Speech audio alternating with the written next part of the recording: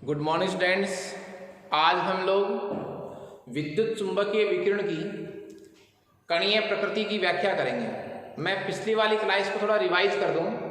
हमने पिछली क्लास में ये पढ़ा था कि जब किसी आवेशित कण को त्वरित किया जाता है तो एकांतर क्रम से विद्युत क्षेत्र और चुंबकीय क्षेत्र जो है वो उत्पन्न होते हैं, जो एक दूसरे के लंबवत और तरंग संचरण की दिशा के भी लंबवत गति करते हैं।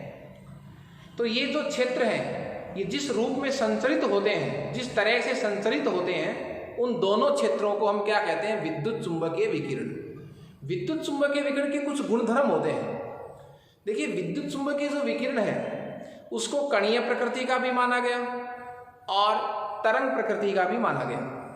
तो ये कहा गया कि जो विद्युत चुंबकीय विकिरण है वो ड्यूअल नेचर की होती हैं, दोहरी प्रकृति की होती हैं। उनमें कुछ गुण तरंगों के भी हैं और उनमें कुछ गुण किसके बोलिए? कणों के भी हैं। हमने पिछली क्लास में विद्युत चुंबकीय विकिरण की तरंग प्रकृति की हमने व्याख्या की थी। उस तरंग प्रकृति के द्वारा हमने कुछ परिभाषाएं पढ़ी थी, जिसमें आवर्ती, तरंग दैर्ध्य, तरंग संख्या, प्रकाश का वेग, इनकी परिभाषाएं पढ़ी थी। इनके कुछ न्यूमेरिकल वैल्यू थी, उनको पढ़ा था। कुछ हमने इस पर न्यूमेरिकल भी सॉल्व किए थे। लेकिन यदि हम विद्युत चुंबकीय विकिरण को सिर्फ तरंग प्रकृति का मानते हैं तो हम कुछ ही गुणों की व्याख्या कर सकते हैं, जैसे व्यतिकरण है, विवर्तन है। इन गुणों की हम व्याख्या कर सकते हैं जब हम विद्युत चुंबकीय विकिरण को तरंग प्रकृति का मानते हैं। लेकिन प्रकाश विद्युत प्रभाव, कृष्णिका विकिरण आदि घटनाओं की व्याख्या हम तरंग प्रकृति के आधार पर नहीं कर सकते। इसलिए इन गुणों की व्याख्या जो है वो क्या मानकर की जा सकती है कि विद्युत चुंबकीय जो विकिरण है वो कणीय प्रकृति की भी होती है। तो आज हमारा जो टॉपिक है वो है विद्युत चुंबकीय विकिरण की कणीय प्रकृति। और विद्युत चुंबकीय विकिरण की जो कणीय प्रकृति है उसको कुछ सिद्धांतों द्वारा समझाया गया। जैसे मैक्स प्लांक ने अपना क्वांटम सिद्धांत दिया, हर्ट्ज नाम के वैज्ञानिक ने प्रकाश विद्युत प्रभाव को स्पष्ट किया। ये दोनों घटनाएं ऐसी थी जो विद्युत चुंबकीय विकिरण की कणीय प्रकृति को सिद्ध करती थी। ओके, देखिए, तो मेरे कहने का मतलब क्या हुआ कि प्रकाश विद्युत प्रभाव और कृष्णिका विकिरण जो है, मैक्स का जो प्लांक क्वांटम सिद्धांत है, ये सब बातें हमें विद्युत चुंबकीय विकिरण की कणीय प्रकृति के आधार पर जो है वो व्याख्या इनकी मिल सकती है। इसलिए हम लोग आज जो पढ़ेंगे टॉपिक वो हमारा रहेगा विद्युत चुंबकीय विकिरण की कणीय प्रकृति।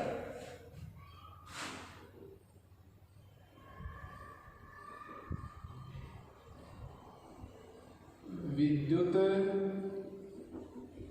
चुंबकीय विकिरण की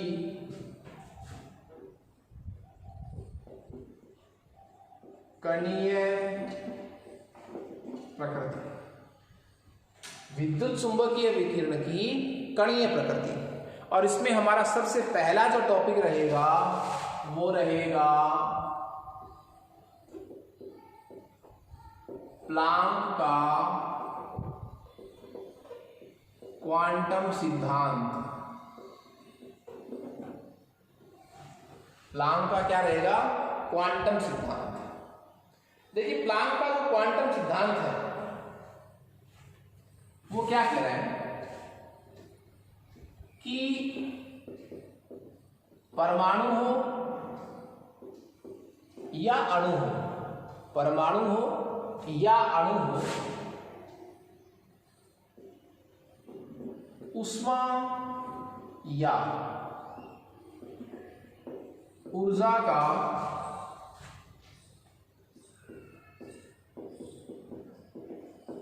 अवशोषण,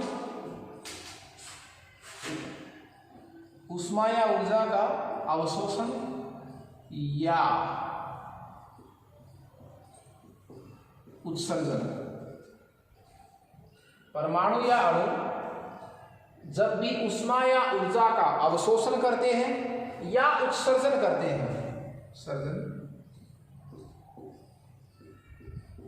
सतत रूप से नहीं करते। कंटिन्यूअस एनर्जी रिलीज भी नहीं होती और एब्जॉर्ब भी नहीं होती। तो कैसे करते हैं?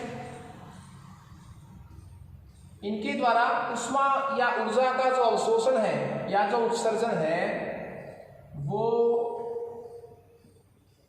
ऊर्जा के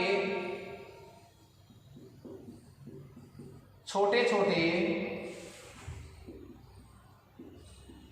विविक्त बंडल, ग्रुप, समूह कह सकता हूं, बंडलों के रूप में होता है। छोटे छोटे विविध बंडलों के रूप में होता है। उन बंडल्स को क्या कहते हैं? जिन्हें क्वांटा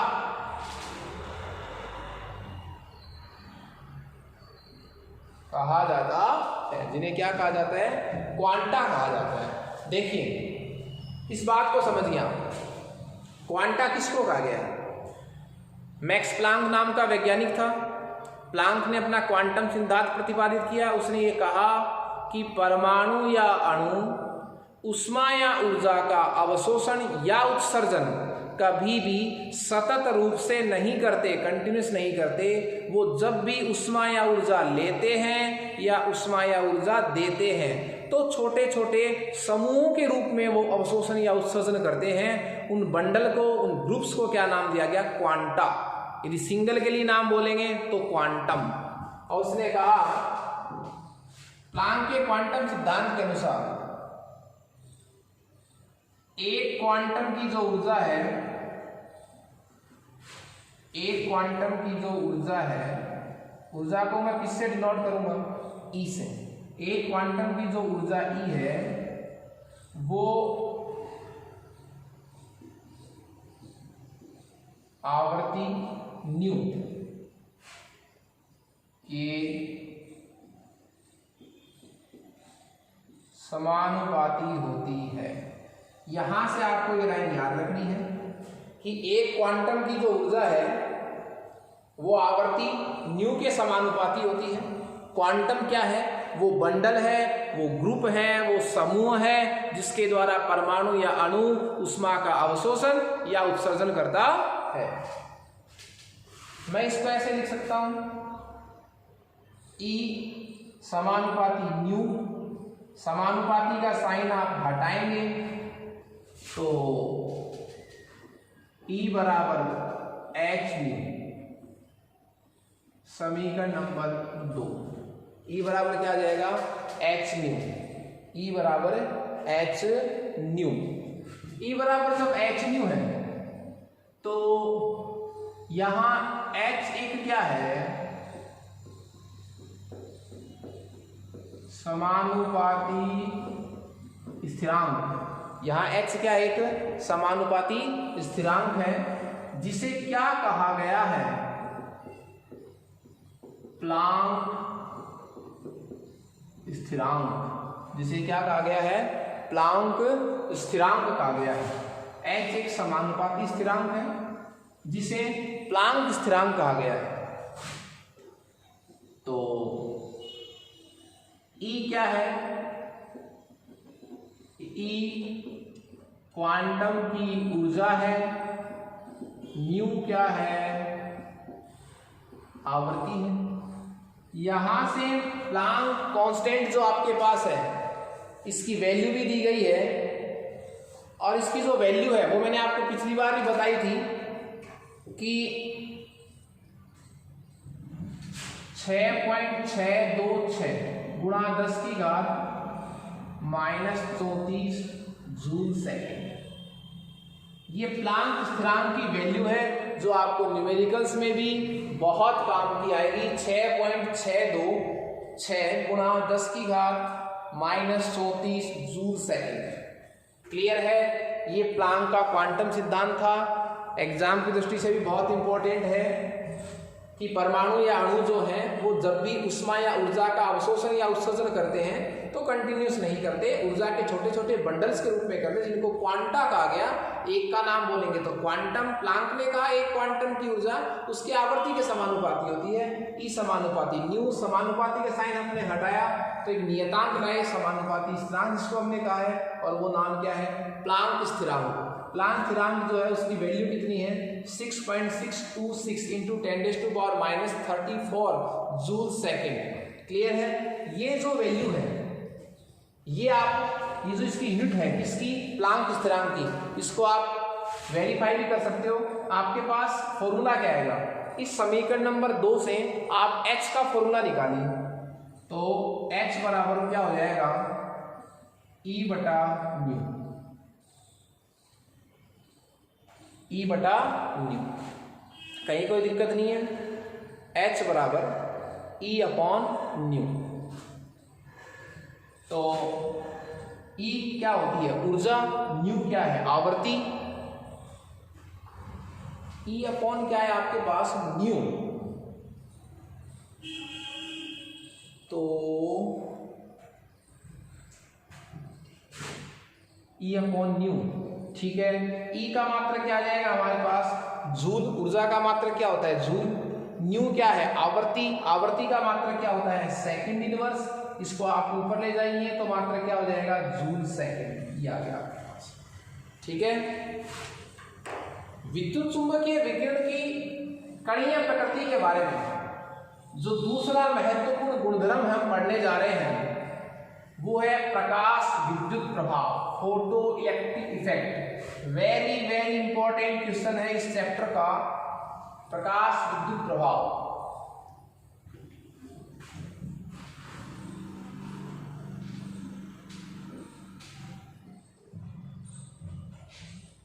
देखिए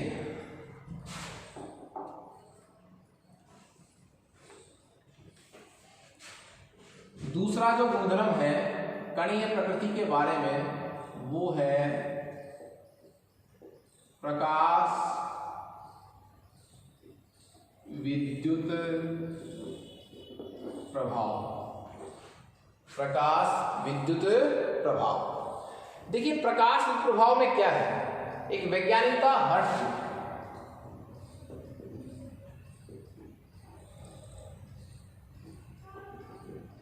वैज्ञानिक क्या था, एक हर्ट्ज। उसने क्या किया, आप ध्यान से सुनिएगा। धातु की सतह है ये, धातु पोटेशियम हो सकता है, रुबीडियम हो सकता है, सीजियम हो सकता है। हर्ट्ज ने क्या किया, एक निश्चित आवृत्ति का प्रकाश, ऐसा प्रकाश जिसकी आवृत्ति उसने फिक्स ली, एक निश्चित आवृत्ति का जो प्रकाश है वो उसने कुछ धातुओं की सतह पर क्या किया, आपतित किया।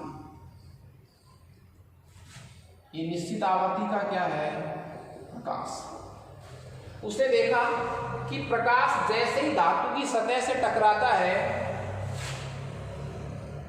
यहां से इलेक्ट्रॉन का उत्सर्जन होता है। यहां से किसका उत्सर्जन होता है, इलेक्ट्रॉन का उत्सर्जन होता है। तो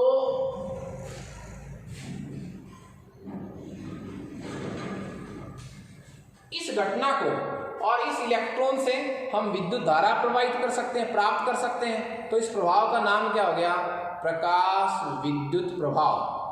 प्रकाश विद्युत प्रभाव। तो मैं इसको सारांश रूप में क्या कह सकता हूं कि हर्ट्ज नाम के वैज्ञानिक ने कुछ धातुओं की सतह पर निश्चित आवृत्ति का प्रकाश डाला। निश्चित आवृत्ति का क्या डाला, प्रकाश। और निश्चित आवृत्ति का प्रकाश डालने से इलेक्ट्रॉन का क्या हुआ, उत्सर्जन हुआ। इलेक्ट्रॉन का उत्सर्जन हुआ। इस प्रभाव को क्या नाम दिया गया, प्रकाश विद्युत प्रभाव। क्लियर है। इस प्रयोग से उसके कुछ बातें उसने ऑब्जर्व की, उसने प्रेक्षित की। वो क्या थी, क्या प्रेक्षण हुए,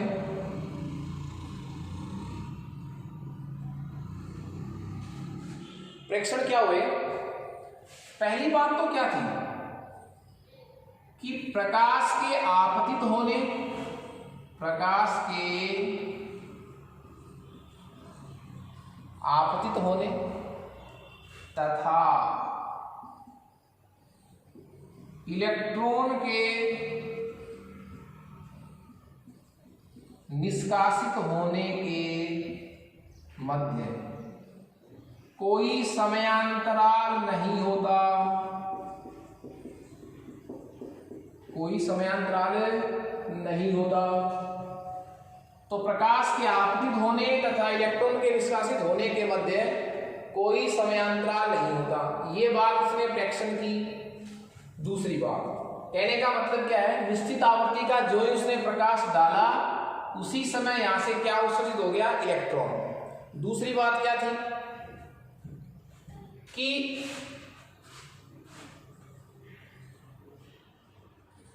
निष्कासित इलेक्ट्रॉन की संख्या, निष्कासित इलेक्ट्रॉन की संख्या, निष्कासित इलेक्ट्रॉन की संख्या आपतित प्रकाश की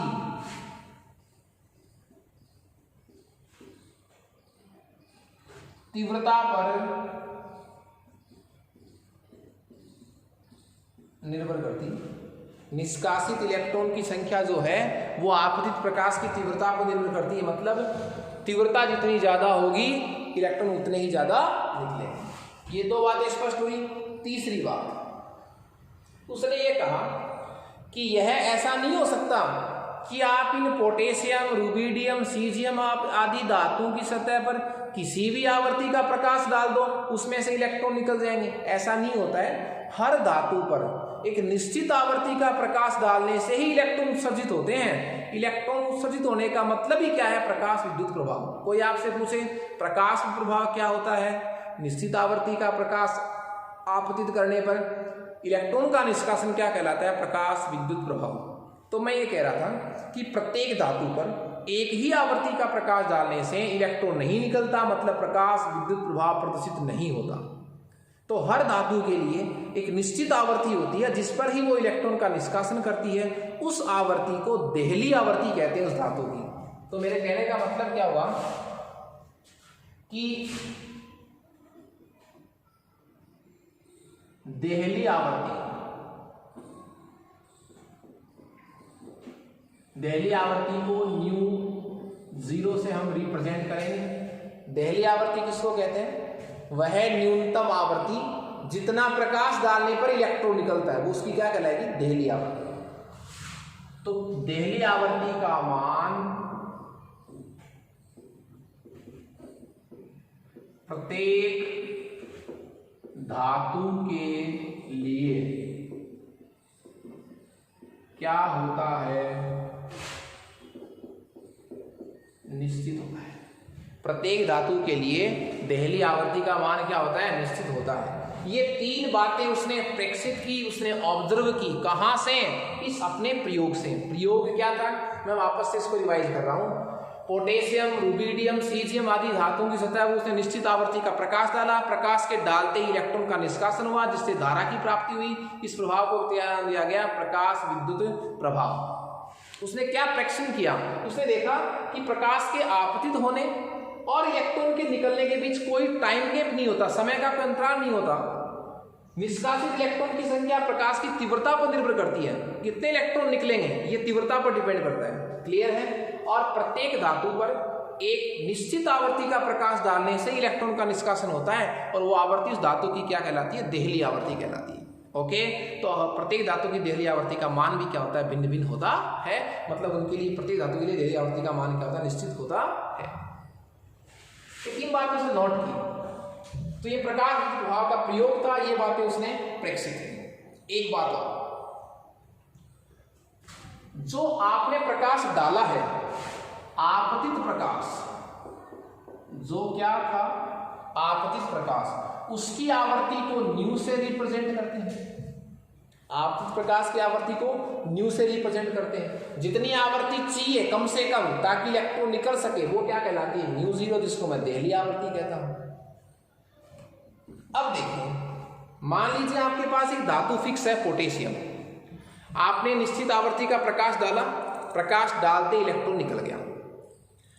आपको पता है कि इतनी आवृत्ति डालने से इलेक्ट्रॉन निकलता है। आप उस आवृत्ति से ज्यादा आवृत्ति का प्रकाश डाल रहे हो, मतलब किसी धातु पर उसकी देहली आवृत्ति से अधिक आवृत्ति का प्रकाश डाल रहे हो। मतलब क्या हुआ कहने का, देहली आवृत्ति का मतलब भाई इतनी आवृत्ति से इलेक्ट्रॉन निकल जाएगा, पर आप उससे ज्यादा आवृत्ति का प्रकाश डाल रहे हो उस धातु पर, तो क्या होगा, तो होगा क्या, इलेक्ट्रॉन तो निकलेगा। जितनी एनर्जी इलेक्ट्रॉन निकलने में खर्च हो गई वो तो ठीक है, अब जितनी आवृत्ति बच गई जो आपने एक्स्ट्रा डाली थी वो उस इलेक्ट्रॉन की गतिज ऊर्जा बढ़ जाती है, मतलब उस इलेक्ट्रॉन की काइनेटिक एनर्जी में ट्रांसफर हो जाती है। ओके, तो मेरे कहने का मतलब क्या हुआ कि चौथी बात मैं कह सकता हूं, निष्कासित इलेक्ट्रॉन की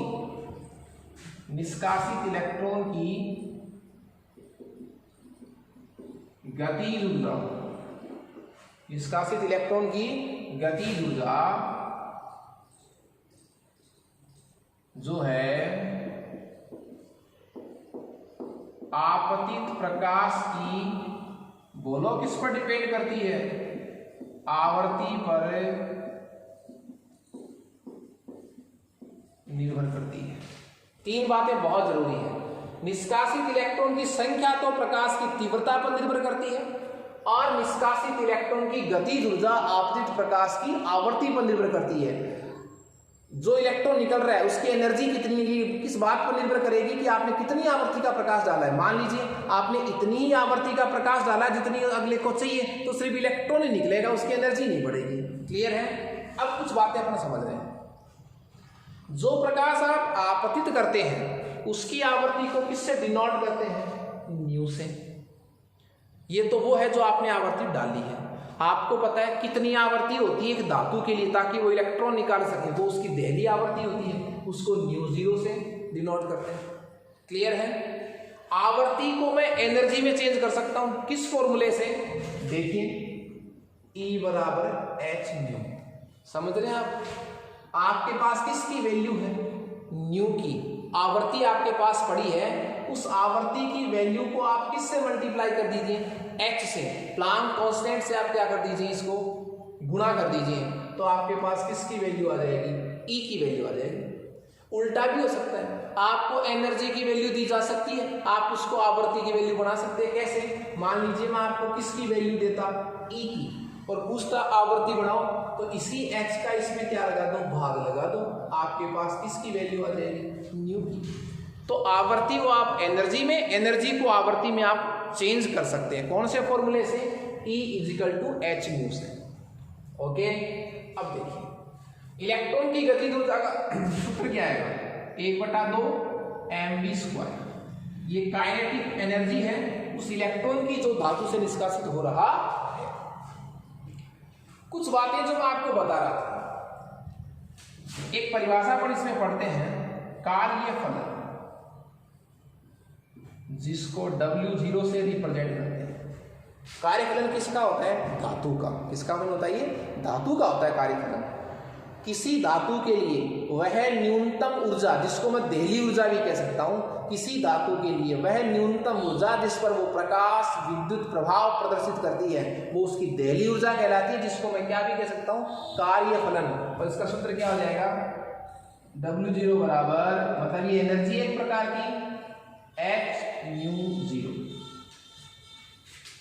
ν0 क्या है, देहली आवर्ती। देहली आवर्ती को h से गुणा कर दीजिए, देहली ऊर्जा बन जाएगी, और देहली ऊर्जा का ही दूसरा नाम क्या निकाला गया है, कार्यफलन। तो आपसे कोई पूछे देहली आवर्ती क्या है, किसी धातु के लिए वह न्यूनतम आवर्ती जिस पर वो प्रकाश विद्युत प्रभाव प्रदर्शित करती है, क्या कहलाती है, देहली आवर्ती। देहली ऊर्जा क्या होगी, किसी धातु की के लिए वह न्यूनतम ऊर्जा जिस पर वो प्रकाश विद्युत प्रभाव प्रदर्शित करती है, वो देहली ऊर्जा कहलाती है। और देहली ऊर्जा का दूसरा नाम क्या है, उस धातु का कार्यफलन। तो ऊर्जा, ऊर्जा का मतलब E बोलो चाहे W0 बोलो, तो सूत्र क्या हो जाएगा, h गुणा ν0। अब आपसे कोई पूछे कि आपतित ऊर्जा कितनी थी, तो आपतित ऊर्जा कैसे आएगी, आपतित आवर्ती को h से गुणा कर दीजिए, आपतित आवर्ती कितनी है, न्यू, इसको किससे मल्टीप्लाई कर दीजिए, h से, तो ये क्या हो जाएगी, आपतित ऊर्जा। तो आपतित ऊर्जा, देहली ऊर्जा का मतलब क्या, देहली ऊर्जा जितनी ऊर्जा चाहिए कम से कम, आपतित जो आपने डाली उस धातु की सतह पर। ओके, यहां से मैं एक फॉर्मूला आप लोगों को बताना चाह रहा हूं। और फॉर्मूला क्या है, h0। देखिए फॉर्मूला क्या है हमारे पास कि मान लीजिए कितनी आवर्ती चाहिए, µ0। एक धातु को दहली आवर्ती कितनी चाहिए, µ0। उसने उतनी आवर्ती डाली जितनी धातु को चाहिए थी ना, उतनी आवर्ती उसने डाली। ये आपतित आवर्ती, ये आवश्यक आवर्ती, ठीक है। तो जो इलेक्ट्रॉन निकलेगा उसकी एनर्जी कितनी होगी, 0। क्यों? क्योंकि आपने आवर्ती इतनी डाली जितनी उसको चाहिए थी, बस उस आवर्ती से इलेक्ट्रॉन तो निकल गया। इलेक्ट्रॉन का वेग कितना है, 0। आप चाहते हैं जो इलेक्ट्रॉन निकल रहा है उसकी एनर्जी खूब हो, उसमें गतिज ऊर्जा हो, तो आप फिर क्या करें, आप जितनी आवर्ती चाहिए ना उससे अधिक आवर्ती का क्या डालो, प्रकाश। तो मैं इसको एनर्जी में कन्वर्ट कर देता हूँ, इसको भी आप इससे मल्टीप्लाई कर दीजिए h से, तो ये क्या बन जाएगी, ये बन जाएगी आपतित ऊर्जा। इसको भी h से गुणा कर दीजिए, ये क्या बन जाएगी, दहली ऊर्जा। वो क्या बन जाएगी, दहली ऊर्जा। अब देखो